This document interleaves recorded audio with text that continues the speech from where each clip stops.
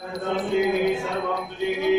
गंधर्व घ्यावा कपाळी आपल्या दैन्य हळदी कुंकू लावावा देहि सौभाग्यमार्गं देहि देवी ब्रह्मं सुखं रूपं देहि देहि यशो देहि यशो देहि पाणी सोडून द्या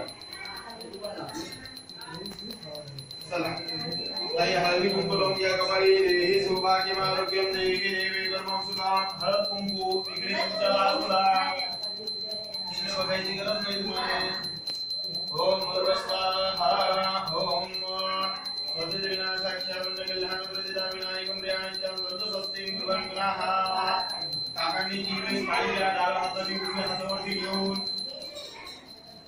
आज नमः केशवाय स्वर्णम केशवाय नमः नारायणाय नमः माधवाय नमः पैसे 3 वेळेस तो